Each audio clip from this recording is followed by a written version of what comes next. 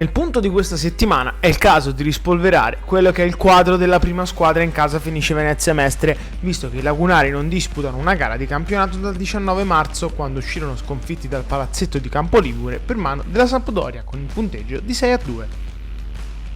Complici riposi, Coppa Italia e vacanze pasquali, per vedere di nuovo in scena i ragazzi di Pagana bisognerà aspettare addirittura il 30 di aprile, quando si andrà in trasferta a Gubbio per cercare punti che potrebbero far svoltare la stagione arancio-nero-verde.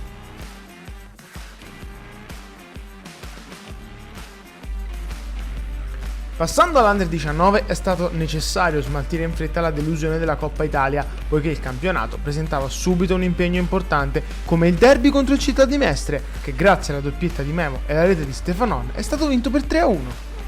I lagunari consolidano quindi il primo posto in classifica e basteranno 3 punti fra l'ultima contro la Gifema Luparense ed il recupero con l'Antennore Padova per chiudere in testa la regular season e aggiudicarsi il passaggio ai playoff. Concludiamo congratulandoci con il capitano dell'Under 15 Federico Franzoi, che è stato convocato per il raduno della nazionale italiana Under 15 in quel di Coverciano. A lui i complimenti di tutta la dirigenza e la community fenice. Lo stesso Franzoi è stato convocato per il centro di sviluppo territoriale federale insieme a Del Basso, Pettenò, Sorato e Zanotto. Complimenti a tutti i piccoli della Fenice Venezia Mestre.